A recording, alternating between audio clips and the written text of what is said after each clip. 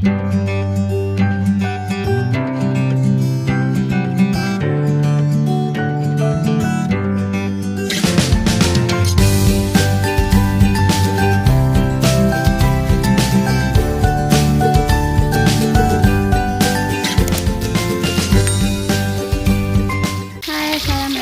datang ke Teratak Siti. Hari ini Siti nak masak ikan rebus masak kicap dengan nanas. Okey, ini ikan yang Siti dah rebus. Kita goreng dahulu bagi dia sedikit garing.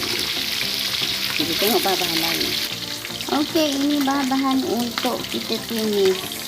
Bawang holland sebelah. Sedikit halus selesai dua portion Siti guna. Bawang putih 3 biji, semua bahagian mayang ya. Dan cili api ni dalam 3 biji. Ini untuk tumisan saja, simple ya, simple saja Siti guna.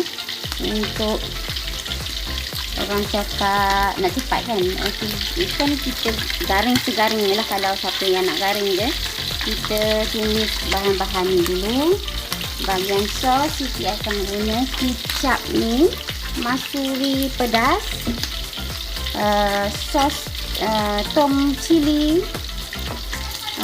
sos tiram sedikit dan sos ikan atau sos yang potong ni. Kita guna bantu sedikit garam, sedikit serbuk secukup rasa. Jom kita start. Okey, Siti dah panaskan minyak. Kita masukkan bahan-bahan potong tadi. Sebelum dulu kita masukkan bawang putih. Minyak tak panas.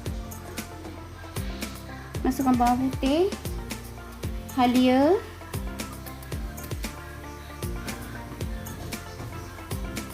tumis bahan ni sehingga sedikit naik bau ya. Masuk cili dan juga bawang besar ya. Bolehlah dimasukkan sos-sos tu tadi. Sedikit garam, sedikit sos tiram, sedikit sos cili, sedikit kicap masuri gula dan sos ikan. Okey, Siti dah masukkan semua tadi bahan-bahan tu. Garam secukup rasa, aji, sos tiram. Sos tiram Siti guna dalam 2 sudu. Sos cili 2 sudu, sos ikan tadi dalam 1 sudu dan kicap manis dalam 5 sudu. Okey, kita tumis sekejap hingga bawang sedikit layu, tutup api dan boleh kita curahkan di atas ikan yang kita goreng tadi. Siti tak nak ikan ni menjadi sedikit apa orang cakap, sedikit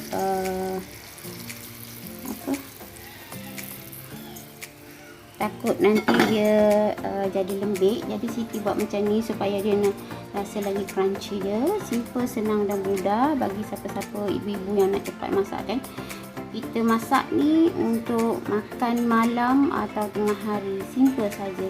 Bolehlah dicuba. Jangan lupa like, subscribe, komen, support Siti di video-video seterusnya. Kita jumpa lagi. Assalamualaikum. Bye. Senyum-senyum selalu.